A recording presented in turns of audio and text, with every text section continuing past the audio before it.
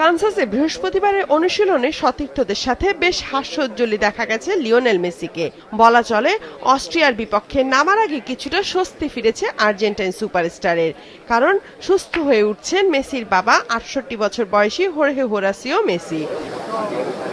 এদিন কানসাসে অনুশীলন দেখতে উপস্থিত ছিলেন ১৫০'র বেশি সংবাদকর্মী। প্রত্যেকের কাছে আগ্রহের কেন্দ্রে ছিল অনুশীলনে কেমন কাটান মেসি, কারণ গত কয়েকদিন মেসির মানসিক অবস্থা ছিল আলোচনার কেন্দ্রে। সবারই মন্তব্য, দিন শেষে তিনি একজন বাবার সন্তান, একজন মানুষ। তবে সংবাদ মাধ্যমে মেসির বাবার মৃত্যুর খবরের প্রতিবাদ জানিয়েছে পরিবার। বলা হয়েছে, শুধুমাত্র তার নিকটতম আত্মীয়দের কাছেই হোর্হের অবস্থা সম্পর্কে প্রকৃত এবং সঠিক তথ্য রয়েছে। অতএব পরিবার ও আনুষ্ঠানিক সূত্র থেকে সরাসরি না আসা কোনো বিবরণ বা তথ্যকে বৈধ বা সত্য বলে বিবেচনা করা উচিত নয়।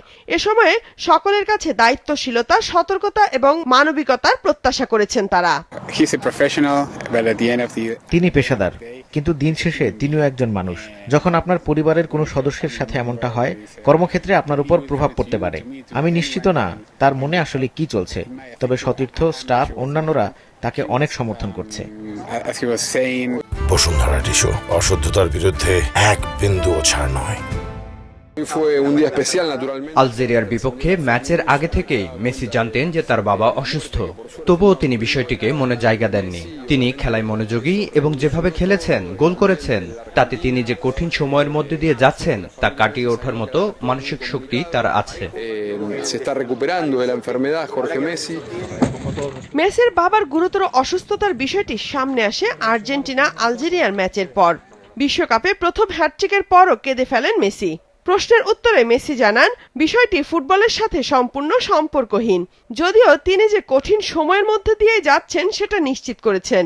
তখনই জানা যায় মেসির বাবা অসুস্থতাজনিত কারণে দুর্বল হয়ে পড়েছেন এবং হাসপাতালে ভর্তি আছেন।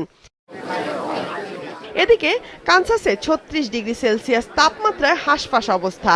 তাই অনুশীলনে তীব্র গরমের প্রভাব থেকে রক্ষা পেতে এবং ক্লান্তি দূর করতে বিশেষ ধরনের কুলিং ভেস্ট ও ইনসুলেটেড বুট ব্যবহার করতে দেখা গেছে আর্জেন্টিনার ফুটবলারদের। বিশ্বকাপে নিজেদের দ্বিতীয় ম্যাচে আগামী সোমবার আর্জেন্টিনার প্রতিপক্ষ অস্ট্রিয়া।